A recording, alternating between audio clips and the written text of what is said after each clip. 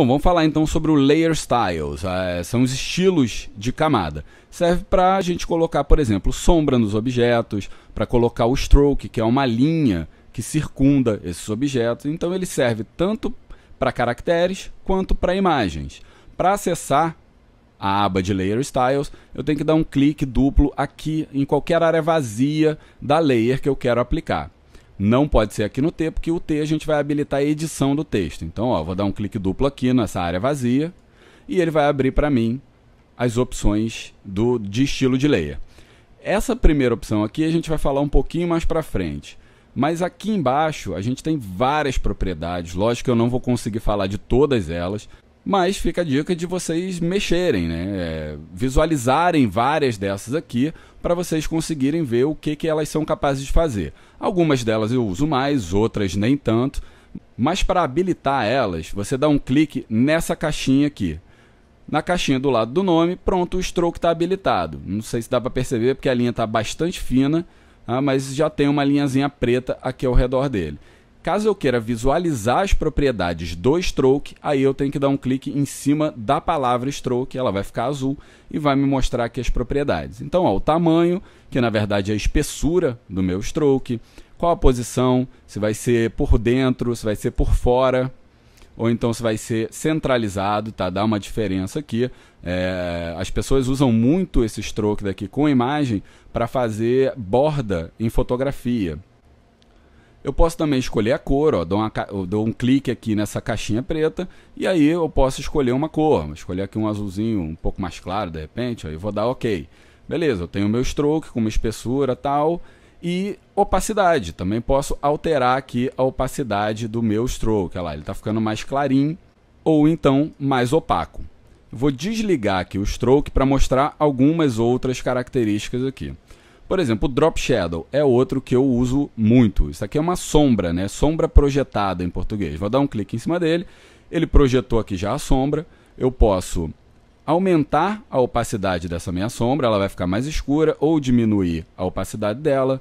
A angulação, eu posso tanto colocar um número aqui, por exemplo, 45, para colocar em 45 graus, ou então eu posso girar aqui, clique e arrasta, ó, ele vai girar a minha sombra. A maneira que eu acho mais fácil de fazer é vindo aqui, clicando e arrastando. Ó. Eu consigo arrastar a sombra para posicionar ela aonde eu quiser. A distância da sombra eu também posso fazer aqui através desse slider. O spread, que vai deixar ela mais dura, a sombra mais dura, né? Quando eu aumento esse valor, ela deixa os recortes da sombra bem retos ou então um pouquinho mais difusos. O tamanho da sombra, ela também vai fazer um pouco de difusão nela. Ó. Ela vai aumentando, ela vai ficando mais difusa também. Vou desligar então o Drop Shadow e vou aqui, Bevel and Emboss. Isso daqui vai dar o chanfro e entalhe, né? Em português está como chanfro e entalhe. Ele vai dar um volume na letra, né? Então a gente pode mexer aqui em algumas propriedades, tipo se é por fora, olha, se é por dentro. Você vai dar um emboss com um stroke, tá? E vai alterando aqui. Para conhecer todas as características de cada propriedade dessas aqui, só mexendo mesmo. Tá? A gente vai aumentando os valores, eu indico assim, aumenta o valor ao máximo, depois diminui esse valor e vai vendo o que ele faz. Porque assim a gente vai conhecendo melhor as características de cada um. Alguns, de repente, vocês vão mexer, não vão notar muita diferença. São propriedades mais avançadas e que elas só fazem efeito quando combinadas da maneira certinha. Quando você aprende a mexer nisso daqui de maneira avançada, você começa a fazer umas texturas inacreditáveis.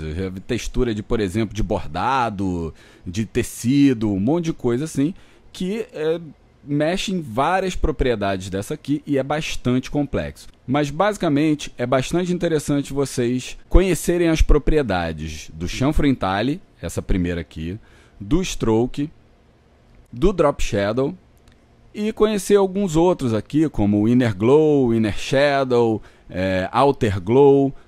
Por exemplo, aqui o inner shadow ele vai dar um sombreado, vai parecer que ela que tuas letras estão em baixo relevo.